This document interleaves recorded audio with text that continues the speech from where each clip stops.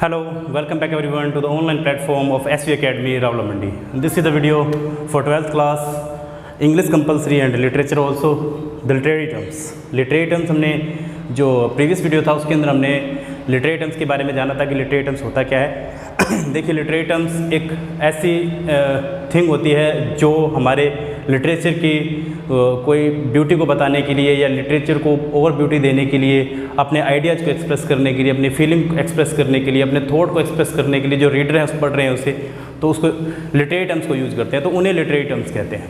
तो literary terms के अंदर हमने सबसे पहले जो पिछला वीडियो था उसके अंदर हमने सोनेट के बारे में पढ़ा था, सिम्ले के बारे में पढ़ा था और मेटाफर के बारे में पढ़ा था। थोड़ा सा ओवरव्यू दे देता हूँ मैं कि सोनेट जो है वो दो टाइप का होता है, एक तो पेट्रार्कन सोनेट और एक होता है शेक्सपियरन सोनेट। पेट्रार्कन सोनेट के बारे में मैंने आपको बताया था कि जो पेट्रार्कन सोनेट होता है उसे हम क्लासिकल सोनेट भी कहते हैं, इटालियन सोनेट भी कहते हैं, शेक्सपियरन सोनेट होता है उसे मॉडर्न सोनेट भी कहते हैं और इंग्लिश सोनेट भी कहते हैं। जो पेट्रार्कन सोनेट होता है उसके अंदर 40 लाइन होती है, उसमें एक ऑक्टेव होता है 8 लाइन का और एक सस्टेट होता है 6 लाइन का। अगर अपने बात करें शेक्सपियरन सोनेट की, तो शेक्सपियरन सोनेट के अंदर एक 4 लाइन के 3 क्वार्टिलियन होते हैं और 2 लाइन का एक कपलेट होता है। अगर अपने पेट्रार्कन सोनेट की बात करें तो उसमें ऑक्टेव की जो राइम स्कीम होती है वो होती है ए बी सी डी और उसके बाद में जो सस्टेट होता है उसकी होती है सी डी ई और सी डी ई होती है। और अपने अगर बात करते हैं शेक्सपियरन की तो उसमें A B C D E F और बाद में जो कपलेट होता है उसकी जो राइम स्कीम होती है वो जी होती है। फिर हमने सिम्ले के बारे में पढ़ा था। सिम्ले में एज और लाइक वर्ड है वो कंपैरिजन के लिए अपने यूज करते हैं, बट अपने उसको नेचर से कंपेयर करते हैं, ना कि किसी पर्सन से कंपेयर करते हैं। और मेटाफर के अंदर अपने होल जो ग्रुप है उसके बारे में कंपैरिजन की बात करते हैं। तो आज का जो वीडियो हम उसमें स्टार्ट करते हैं। सबसे पहले बात करेंगे अपने एलर्जी की बात करेंगे। देखिए एलर्जी क्या होता है। एलर्जी देखिए एक प्रकार से सैड सॉन्ग होता है, सैड सॉन्ग कह सकते हैं इसे, कि एक सैड सॉन्ग होता है, इसे हम एलर्जी कहते हैं।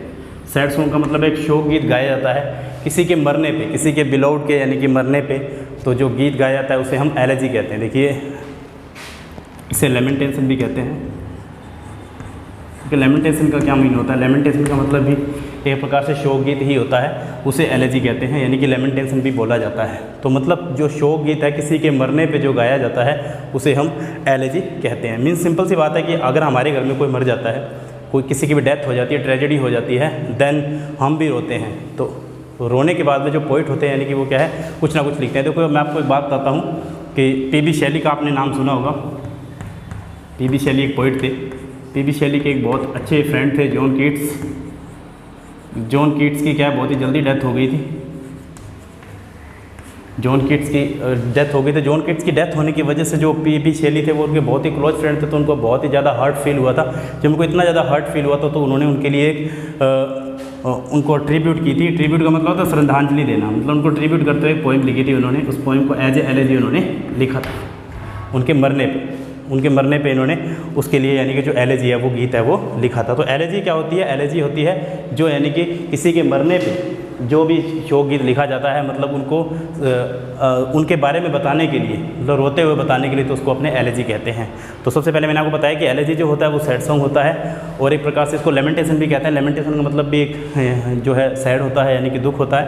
पी.बी. शैली जो थे जॉन कीट्स के फ्रेंड थे, उन्होंने उसके लिए जब जॉन कीट्स की डेथ हो गई थी तो उन्होंने पी.बी. शैली ने उनके लिए जो है एलर्जी लिखी थी, ट्रिब्यूट के अंदर एलर्जी उन्होंने लिखी थी। तो देखिए एलर्जी जो होती है, एलर्जी भी अगर अपनी बात करें तो ये लैटिन वर्ड है। ये लैटिन वर्ड है, लैटिन वर्ड से यानी कि बना। सबसे पहले लैटिन लैंग्वेज में इसका ये वर्ड का यूज़ किया गया था एलर्जिया, जिसको यानी कि कहते हैं, वो उस वर्ड से ये बना था लैटिन लैंग्वेज के अंदर। वैसे उसके बाद में कहते हैं कि लोग ज़्यादातर मानते हैं कि इसको ग्रीक लैंग्वेज के अंदर भी लिखा गया था सबसे पहले, यानी इसको ग्रीक लैंग्वेज के अंदर है जो लिखा गया था। जो इसकी 4 लाइन जो होती हैं उसकी जो राइम स्कीम होती है ए बी राइम स्कीम इनकी होती है। जो इनकी स्टार्ट की जो 4 लाइन्स होती हैं उनकी जो राइम स्कीम ए बी होती है, तो इनकी भी राइम स्कीम जो है ए बी होती है। इसको पहले तो कहते हैं लैटिन लैंग्वेज में लिखा गया था, उसके बाद में इसको ग्रीक लैंग्वेज के अंदर भी इसको लिखा गया था। कुछ जो राइटर हैं उसको ये ऐसा कहते हैं। तो जो है एलर्जी है वो लिखा गया था हमारे एज ए शोक गीत। तो देखो इसको पोएम के अंदर ही लिखा जाता है, एज इसको पोएम लिखा जाता है, इसको प्रोज नहीं लिखा जाता। प्रोज यानी कि बड़े लेवल पे इसको नहीं लिखा जाता, इसको एज ए प्रोज अपने नहीं लिखते हैं एलर्जी को। तो एलर्जी एक प्रकार से सैड सॉन्ग होता है, किसी के मरने पे इसको लिखा जाता है। तो इसके कैरेक्टरिस्टिक क्या है? देखिए सबसे पहले अगर अपने कैरेक्टरिस्टिक की बात करें तो ये क्या है, जो एलर्जी है इसको एक प्रकार से अपने ऐसे कह सकते हैं लेमेंटेशन में लिखा जाता है। लेमेंटेशन मैंने आपको भी बताया था। तो नंबर 1 लेमेंटेशन में इसको लिखा जाता है, मतलब कि कोई मर जाता है तो उसके मरने पे शोक गीत गाया जाता है। तो जो एलर्जी का यानी कि इसका पार्ट ही है, तो इसका यानी कि इसको एज ए लेमेंटेशन भी लिखते हैं इसके अंदर। तो एलर्जी एक प्रकार से एक लेमेंटेशन भी है। सेकंड नंबर पे हाइपरबोल, और अपने इसके लिए एक वर्ड और यूज कर सकते हैं, एग्जेजरेशन, क्योंकि ये सेम ही वर्ड होता है, दोनों यानी कि यूज होते हैं। एग्जेजरेशन और हाइपरबोल, देखो एग्जेजरेशन और हाइपरबोल का मतलब होता है अतिशयोक्ति। हिंदी में इसको अतिशयोक्ति कहते हैं। क्या बोलते हैं? अतिशयोक्ति। देखिए अतिशयोक्ति का क्या मीन है? एक सिंपल सा कॉमन वर्ड है अतिशयोक्ति। देखो अतिशयोक्ति का मीन है जब कोई पोइट है लाइक दैट, कोई डेथ हो जाती है किसी की, तो डेथ होने के बाद में ये देखो ये एलर्जी क्यों लिखी जाती है? Written in the form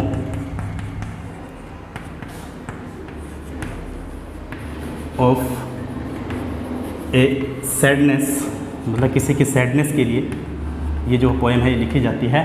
for his और हर बिलव्ड, मतलब जो बिलव्ड होता है, मतलब कि वो बहुत ज़्यादा प्रिय होता है, उसके लिए लिखी जाती है। तो इसके अंदर जब पोइट है, जब किसी की डेथ हो जाती है, तो पोइट थोड़े से ऐसे वर्ड को यूज़ करता है, मीन्स वो थोड़ा सा उसको दिखाने के लिए कि मुझे कितना जो है दुख है जो फील हो रहा है। तो उस दुख को फील करने के लिए कई बार क्या होता है कि वो हाइपरबोल यानी कि एग्जेजरेशन वर्ड है उनको लिख देता है।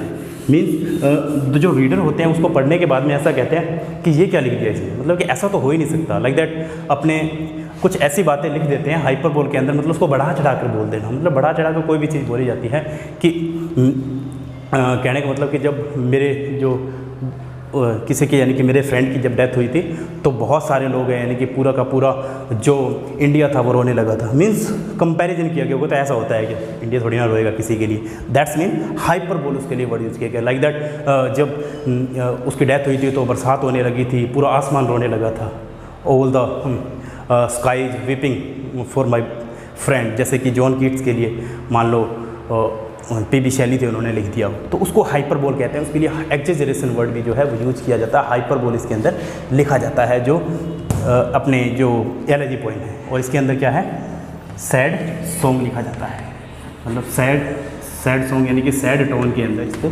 लिखा जाता है, तो इसको अपने एलर्जी कहते हैं। तो जब कोई भी मर जाता है तो उसके लिए अतिशयोक्ति भी वर्ड यूज़ करते हैं, हाइपरबोल यूज़ करते हैं, एक्जेजरेशन का यूज़ करते हैं, लेमेंटेशन का यूज करते हैं, और सैड सॉन्ग्स इसके अंदर जो है सैड लाइन्स है जो ये शो करते हैं उनको बताने के लिए। और इसके अंदर एक और होता है ट्रिब्यूट। ट्रिब्यूट का मतलब होता है श्रद्धांजलि देना। लाइक दैट किसी की डेथ हो जाती है तो डेथ होने के बाद में कोई बंदा किसी भी प्रोफेशन में वर्क कर रहा है, लाइक दैट मान लो कोई क्रिकेटर है किसी में वर्क कर रहा है, अगर वो मैन ऑफ दिस मैच जीता है, मैन ऑफ दिस सीरीज जीता है, आपने क्रिकेट के अंदर देखा होगा, वो कहता है कि I want to tribute this prize या this trophy to my beloved और समथिंग एल्स या समवन एल्स, जो भी उसका रिलेटिव है उसके लिए वो कहता है मैं ट्रिब्यूट करना चाहता हूँ, तो इसको ट्रिब्यूट कहते हैं। लाइक दैट अभी मैंने आपको बताया कि जो जॉन कीट्स के लिए जो पीबी शैली ने एक पोएम लिखी थी, उन्होंने उसको ट्रिब्यूट करते हुए लिखा था कि my friend has passed away, so I want to tribute that poem for my particular beloved और माई बेस्ट फ्रेंड और माई क्लोज फ्रेंड, तो उसके लिए मैं लिख रहा हूँ, तो उसको अपने ट्रिब्यूट कहते हैं। तो इस तरह से यानी कि जो इसकी पर्टिकुलर जो है इसकी विशेषताएँ हैं जो हमारी एलर्जी है। तो ये था हमारा एलर्जी यानी कि शोक गीत जिसको कह सकते हैं अपने। और अब हम बात करते हैं नेक्स्ट हमारा लिटरेरी टर्म्स ड्रामा की बात करते हैं। ड्रामा क्या होता है? ड्रामा देखिए, ड्रामा जो है हिंदी में इसे नाटक कहते हैं, आपको पता ही है। देखिए दो टाइप होते हैं किसी भी चीज़ को लिखने के, एक होता है प्रोज और एक होता है पोएम। क्या होता है? पोएम होता है। तो प्रोज है उसके क्या क्या टाइप है? देखिए प्रोज के टाइप है एपिक इसका टाइप है। जो स्किट होती है, स्किट जो होती है वो परफॉर्म होती है सबके सामने, अपने परफॉर्म करते हैं किसी के सामने, कोई भी एक्ट है, कोई भी प्ले है, हम जिसे परफॉर्म कर रहे हैं बट सबके सामने उसको परफॉर्म करते हैं, like that in annual function in the schools, तो उसे हम स्किट कह देते हैं। थर्ड नंबर पे ड्रामा। तो ड्रामा जो होता है वो प्रोज का पार्ट है, ना कि पोएम का पार्ट है। तो एज ए प्रोज जो है ड्रामा लिखा जाता है। जो हम ड्रामा की बात करें तो ड्रामा क्या है, इसकी मैंने आपको बताने के लिए लिखा था कि ड्रामा जो होता है वो एक प्रकार से क्या है, एज ए प्रोज में लिखा जाता है। इसमें लिखा जाता है, प्रोज में लिखा जाता है। ड्रामा को अपने हमेशा ही प्रोज में लिखते हैं। तो ड्रामा क्या होता है? देखिए ड्रामा एक ऐसी थिंग होती है, ड्रामा को भी अपने मैं थोड़ा सा बता देता हूँ। इसके दो टाइप होते हैं। दो टाइप अपने कह सकते हैं कि ड्रामा के यानी कि दो टाइप हैं। एक तो पहला टाइप अगर बात करें तो जो ड्रामा का होता है वो होता है अपना कॉमेडी भी होता है और सीरियस भी होता है। तो सीरियस नोट्स पे भी इनको लिखा जाता है। देखो सीरियस में अपने कह सकते हैं कि तो कॉमेडी की जा रही है और एक प्रकार से ट्रेजेडी भी हो सकती है, तो ट्रेजेडी में भी लिखा जाता है। इसमें एक प्रोटोगोनिस्ट होते हैं और एक एंटागोनिस्ट होते हैं। वो होते हैं antagonist.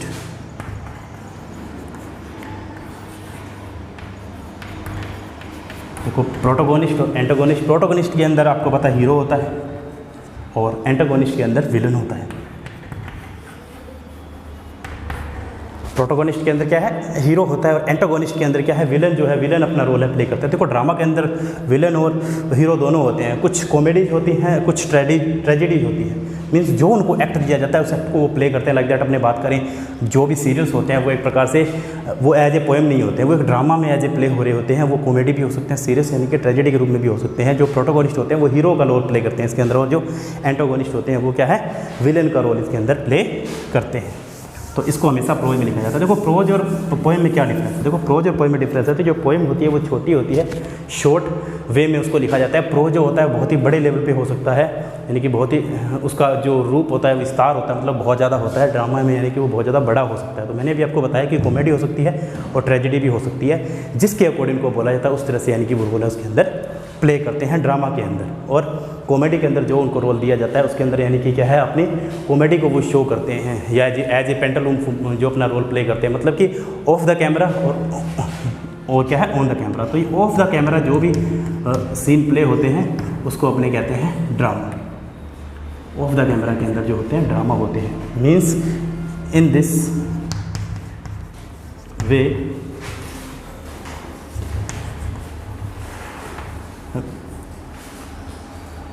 the playwright show his skills in a tragic manner,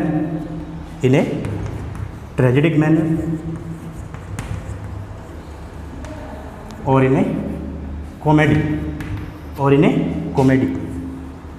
in a tragic manner और in a कॉमेडी, मतलब दोनों में ही वे में यानी कि वो शो करता है to connect with the audience,